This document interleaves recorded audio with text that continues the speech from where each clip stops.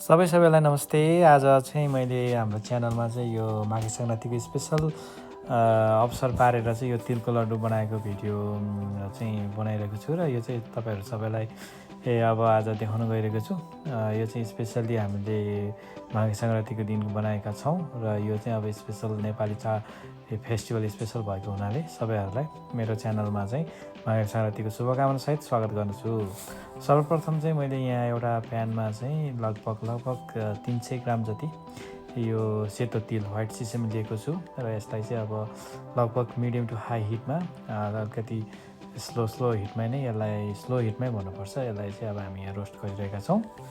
यसलाई चाहिँ अब बिस्तारै चलाउँदै रोस्ट गर्ने र अब यो एकदम हाइट भयो भने यो डढ्न पनि सक्छ। त्यही भएर यसलाई चाहिँ बिस्तारै मिडियम हिटमा चाहिँ अब यसलाई रोस्ट गर्दाखेरि यो राम्रोसँग सबै राम्रोसँग पाक्नु पनि पाउँछ। भित्रसम्म सबै पाक्ने गरी यसलाई रोस्ट गर्ने। यसलाई रोस्ट गर्दाखेरि चाहिँ हल्का पेसेन्सको साथ बिस्तारै गर्नुपर्छ र नडरोस् र सबै ठाउँमा राम्रोसँग पाकोस् भन्ने हाम्रो मेन उद्देश्य यहाँ यो रहन्छ। त्यसपछि चाहिँ यो पाकिसकेपछि चाहिँ मैले त्यही प्यानमा लगभग 50 ग्राम जति क्यासनट र क्यासनट ड्राई रोस्ट भनौँ न यसलाई हामीले अब यहाँ त्यही प्यानमा मैले यसलाई ड्राई रोस्ट गरिरहेको छु। यो चाहिँ हामीले अब आफ्नो यसमा चाहिँ तपाईँहरूले बदाम पनि हाल्न सक्नुहुन्छ। अरू नट्सहरू तपाईँहरूलाई कुन एभाइलेबल छ कुन चाहिँ ह्यान्डी छ त्यो युज गर्न सक्नुहुन्छ। स्पेसली बदाम हाल्दा त बेस्ट हुन्छ। मैले चाहिँ आज हामीसँग बदाम नभएको भएर मैले यसलाई क्यासनट हालेर चाहिँ यसको के कस्तो हुन्छ भन्ने हिसाबले पनि हामीले युज गर्ने हिसाबले यसलाई कोसिस गरिरहेका छौँ। होपफुल्ली अब let's will see in the later what will happen but hopefully it will gonna be best. र यसलाई चाहिँ रोस्ट भइसकेपछि हल्का यसलाई जस्ट सिलौटो छ भने सिलौटोमै चप गर्दा नि भयो। मैले चाहिँ यहाँ चपिङ बोर्डमा यस्तो चप गरेर त्यहाँ राखेको छु। त्यसपछि चाहिँ अब नेक्स्ट प्यानमा चट्टा लगाएर चाहिँ यहाँ लगभग 2 स्पुन जति अब घिउ। अब यसमा चाहिँ अब तपाईँहरूसँग कुन घिउ एभाइलेबल छ है। यो चाहिँ अब चट्टै लाएर नेपालमा गाई भैँसीको भयो भने सबैभन्दा राम्रो। यो चाहिँ अब मैले चाहिँ यहाँ चाहिँ बटरबाटै चट्टा लाएर बनाएको छु होइन। यो पनि अब यो गाईकै हो बटर चाहिँ यहाँ। त्यसमा चाहिँ अनि यो सक्खर लगभग 300 ग्राम जति सक्खर। अब यो सक्खर चाहिँ अलि अब यहाँ विदेशमा चाहिँ अब अलिकति यो एकदमै कडा हार्ड भएको भएर चाहिँ यसलाई बनाउन अलिकति धुलो बनाउन अलिकति गाह्रो भयो। यसलाई मजाले अलिकति सफ्ट खालको सक्खर भयो भनेदेखि यो मेल्ट गर्न सजिलो पनि हुन्छ। तपाईँहरूलाई बनाउनु पनि सजिलो हो, यसलाई मेल्ट गर्नु पनि सजिलो। मलाई चाहिँ यसलाई यो चप गर्न पनि गाह्रो भइरहेको थियो। तैपनि मैले अब यसलाई यसरी नै कोसिस गरौँ लेट्सी। अब आज जस्तो सामानहरू हामीसँग उपलब्ध छ त्यही अनुसारले बनाउँ नि त। माघे सङ्क्रान्ति आइ नै सक्यो। अब यो फेरि बाहिर गएर अर्को फ्रेस सक्खर ल्याइहाल्नुलाई पनि मलाई अवसर मिलेन। अनि घरमा चाहिँ यो लगभग हामीसँग 5-6 महिनादेखि स्टकमा बसिरहेको थियो। अहिले यसैलाई बनाउँ आज भनेर चाहिँ सुरु गरियो र अब यो बन्ने क्रममा छ। अब यसलाई पगाल्न चाहिँ अलिक गाह्रै पर्ला जस्तो छ।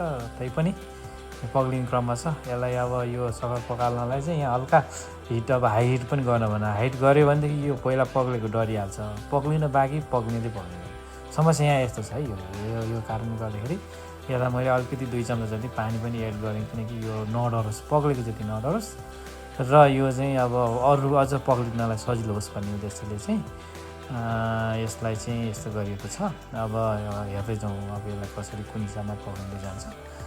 होपफुल्ली अब यो बिस्तारै पक्लेला भन्ने आशमा छु। तर अलिक पक्लिनु चाहिँ गाह्रै मानिरहेको छ है साथीहरू भने चाहिँ। अब के गर्ने यो सक्खरै यस्तो ढुङ्गा जस्तो साह्रो भएको पर्यो। अब नेपालमा चाहिँ अब हामीले चाहिँ सक्खर एकदमै देखिन्थ्यो। तर अब यसलाई मैले लगभग 2-3 मिनट 4 मिनट कन्टिन्यू यसलाई गरिसकेपछि चाहिँ यो अवस्थामा पुग्यो र यो राम्रोसँग पग्लिनु। तर मलाई अहिले पग्लिसकेपछि चाहिँ यो यसरी सट्टा लाएर यो चाहिँ यसरी मजाले फिज उठेर यसरी यो कलर आइसकेपछि चाहिँ यो चाहिँ अब बढी पाक्न पनि हुँदैन, एकदम कम पाक्न हुँदैन। पर्फेक्ट कुकिङ भयो भनेदेखि चाहिँ यसले राम्रो गर्छ लड्डु बनाउन पनि। टेस्टको साथसाथै लड्डुलाई त्यो पछि होल्ड गर्न पनि यसले राम्रो सहयोग गर्छ। यसलाई पर्फेक्ट कुकिङ चाहिँ कसरी भयो भनेर फाइन्ड आउट गर्ने चाहिँ चट्टा लाएर यसको त्यो यो राइट कलर हुँदाखेरि यसरी हामीले चिसो पानीमा हाल्दाखेरि एकदम यो फ्ल्याट भएर बगेर गयो भनेदेखि त्यो पाक्न बाँकी छ भन्ने कुरा चाहिँ बुझ्नु पऱ्यो।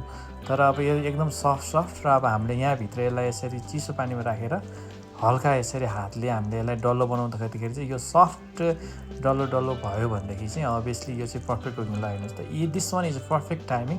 यही टाइमिङमा चाहिँ अब हामीले योभन्दा बढी पकाउनु हुँदैन। योभन्दा बढी पकाएको खण्डमा चाहिँ यो अब तितो हुनसक्छ, यसले टेस्ट पनि बिग्रिन्छ। अनि यसमा अब मैले अघि रोस्ट गरेर राखेको त्यो क्यासनट, अनि त्यसपछि मैले अलिकति यो टेस्ट इन्हान्स गर्नको लागि चाहिँ ल नरिवल पनि हालौँ है भनी जसरी त्यो नरिवल काटेको चाहिँ भिडियो खिच्न बिर्सिएछ। अब के होइन, समस्या त्यस्तै भयो, कहिलेकाहीँ भ्याइँदैन पनि। त्यो नरिवल पनि अलिकति चप गरेर राखेको छ।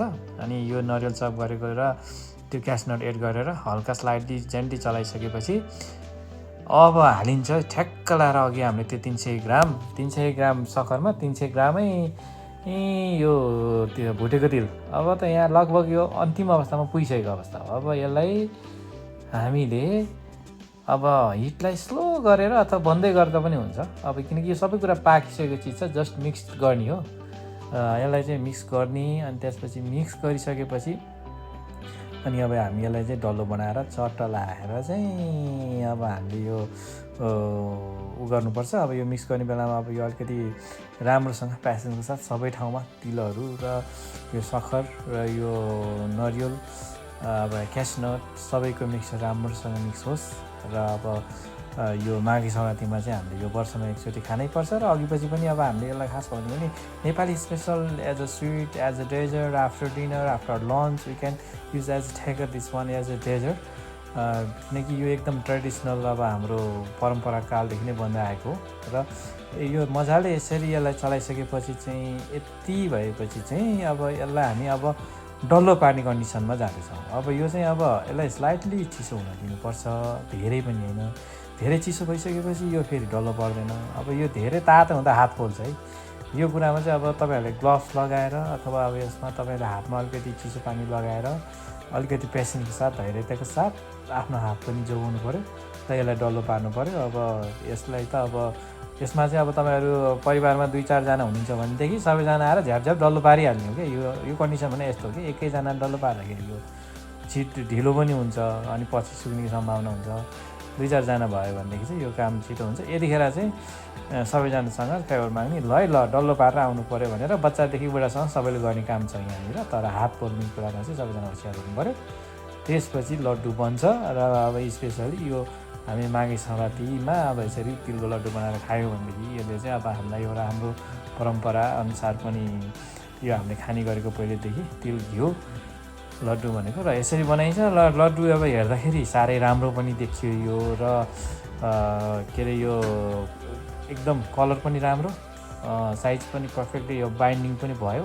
यसको मतलब हाम्रो रेसिपी जुन यो तिल र जुन सक्खरको मात्रा एकदम पर्फेक्ट यहाँ चाहिँ 50-50 300 ग्राम इज पर्फेक्ट भएको छ।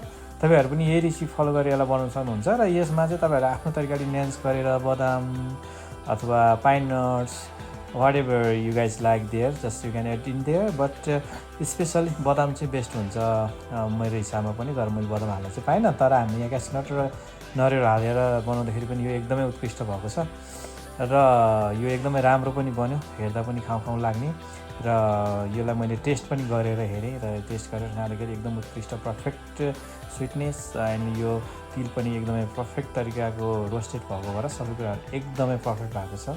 र फाइनली एकदम लड्डु पनि राम्रो बन्यो। र सबैलाई माघे सङ्क्रान्तिको एकचोटि शुभकामना दिन चाहन्छु। र तपाईँहरूले यो भिडियो हेरेर यहाँसम्म हेरिदिनु भएकोमा तपाईँलाई फेरि धन्यवाद दिन चाहन्छु। र अब एकचोटि सेफ निराजन युट्युब च्यानललाई चाहिँ तपाईँहरूले लाइक सब्सक्राइब गरिदिनु पऱ्यो हो। अनि त्यसपछि मेरो सब्सक्राइब पनि अलिकति बढाइदिनु पऱ्यो साथीहरू, किनकि अब म यो युट्युबमा चाहिँ यसरी भिडियोहरू धेरै लिएर आउने मेरो प्लानिङ पनि छ। म अब हप्ताको एउटा भिडियो प्रायः फेरि एड गर्ने हाम्रो चाहिँ छ। र हामी विभिन्न खानाहरू लिएर पनि आउँछौँ। अहिलेको लागि सबैलाई माघे सङ्क्रान्तिको फेरि पनि शुभकामना 2021 सालको। Thank you so much for watching. हस्त धन्यवाद, नमस्ते।